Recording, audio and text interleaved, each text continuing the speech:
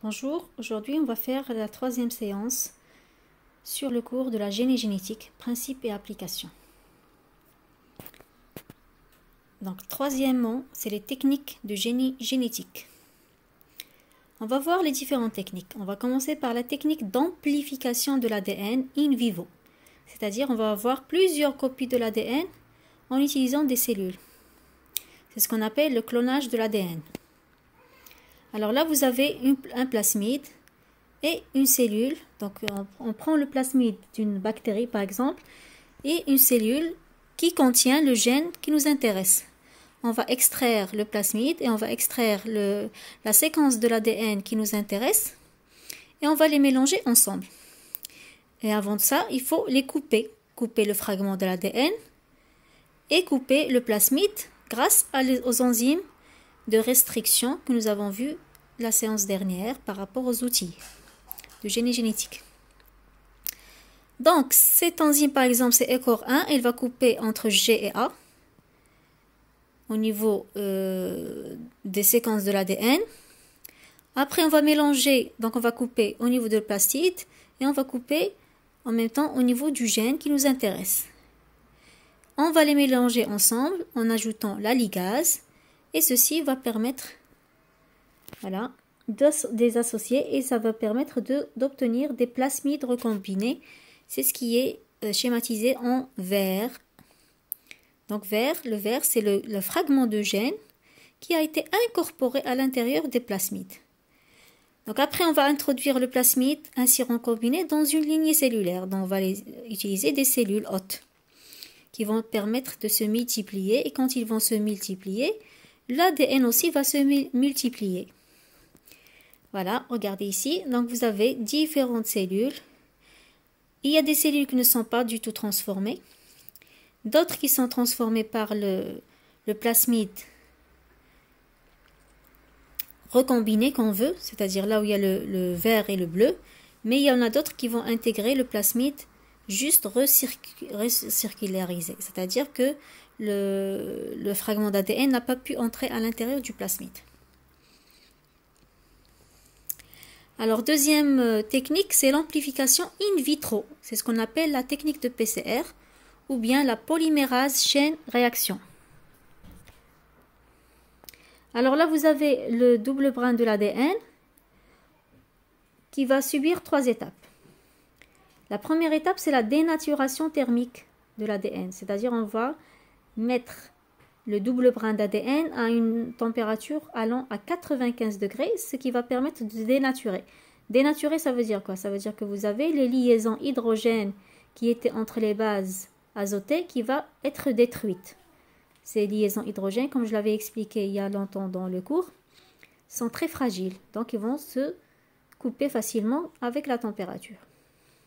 Ensuite, on va ajouter des amorces, c'est-à-dire une petite ou bien une courte séquence d'acide nucléique par laquelle on va commencer la synthèse de brins qui nous intéresse. Alors, vous avez ce qu'on appelle l'hybridation des amorces, c'est-à-dire l'hybridation, ça veut dire la liaison des amorces avec les nucléotides des brins originaux de l'ADN. Ensuite, on va utiliser la Taq polymérase qu'on avait vu la dernière fois. C'est une enzyme qui permet de polymériser, c'est-à-dire elle va permettre l'élongation du brin d'ADN, c'est-à-dire la continuité du double brin, enfin du brin complémentaire surtout, donc la continuité de l'agencement des nucléotides au niveau du brin complémentaire.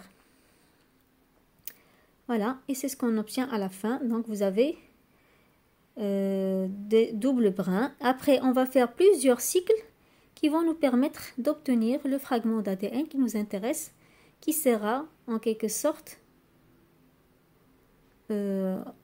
intercalé entre les deux amorces que nous avons fait, que nous avons mis au départ. Alors, troisièmement, vous avez la troisième technique, c'est le transfert direct d'ADN, c'est-à-dire transfert direct, c'est-à-dire on ne va pas utiliser des cellules in vivo, nous n'allons pas non plus utiliser des plasmides, mais on va incorporer l'ADN directement. Et pour cela, on a deux techniques. Soit la transformation des protoplastes, Les protoplastes sont des cellules à qui on a enlevé la paroi cellulaire. Quand on enlève la paroi cellulaire, l'incorporation de l'ADN sera plus facile.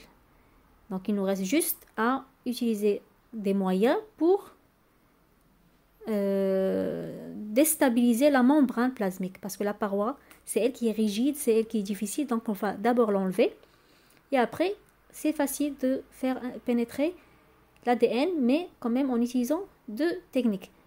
Alors, pour la transformation de protoplastes, soit on va utiliser la méthode chimique, qui consiste à l'ajout d'un produit chimique, qui est le polyéthylène glycol, qui a la capacité, bien sûr, de changer un petit peu la polarisation de la membrane plasmique.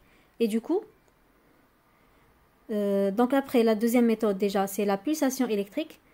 Alors, pour les deux cas, donc pulsation électrique, vous avez des chocs électriques qui vont produire une perforation au niveau de la membrane plasmique. D'accord? Donc pour le premier, vous avez un changement chimique. Hein, c'est juste au niveau de la charge de la membrane. Et pour le deuxième, vous avez un changement physique. C'est-à-dire vous avez des pores, des petits pores qui vont se former au niveau de la membrane. Pour les deux cas, de toute façon, on a une déstabilisation de la membrane plasmique. Et ceci va permettre le passage facile de l'ADN à l'intérieur de la cellule. Donc ça, c'est ce qui est pour la transformation des protoplastes et le transfert direct en utilisant les protoplastes. Maintenant, pour ce qui est transformation directe des cellules, c'est-à-dire on va prendre les cellules telles qu'elles sont, sans utiliser les protoplastes. Dans ce cas, on a ce qu'on appelle la biolistique. La méthode qui s'appelle la biolistique, ça veut dire quoi la biolistique? En fait, c'est transformation directe des cellules ou des tissus, ou bien transfert direct de l'ADN à l'intérieur des tissus ou bien des organes ou cellules. Donc vous avez du gaz comprimé qui va nous aider à projeter des billes. Les billes, ils sont quoi? Tungstène. Et ils sont enrobés de l'ADN d'intérêt. C'est-à-dire ils sont entourés par l'ADN qui nous intéresse. Ils sont à l'intérieur, vous avez l'ADN qui nous intéresse. Et ils vont être projetés vers des cellules. Donc des cellules végétales. Alors là, vous avez l'agrandissement à gauche qui nous montre la cellule et qui nous montre ici la pénétration de ces billes à l'intérieur de la cellule, puis à l'intérieur du noyau. Une fois qu'ils sont le noyau, il y aura une, on va dire, éjection du fragment d'ADN qui nous intéresse. Et ce fragment d'ADN, ce qui est montré ici en bleu, c'est le gène d'intérêt, va se mélanger avec l'ADN de la cellule hôte qu'on va modifier. Et ceci va nous donner une multiplication. Une fois que par exemple ici la cellule végétale, une fois qu'elle va se multiplier, elle va se multiplier tout en intégrant le fragment d'ADN qu'on lui a ajouté. Et donc c'est ce qu'on appelle le transfert direct d'ADN sans utilisation ni de plasmide ni de protoplastes.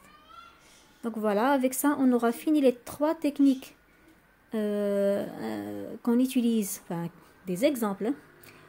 Comme exemple, trois techniques qu'on utilise dans le transfert de l'ADN à l'intérieur d'une cellule. Donc la séance prochaine, on va voir la transgénèse qui nous permet justement de faire des organismes génétiquement modifiés. Et on vous dit à la prochaine.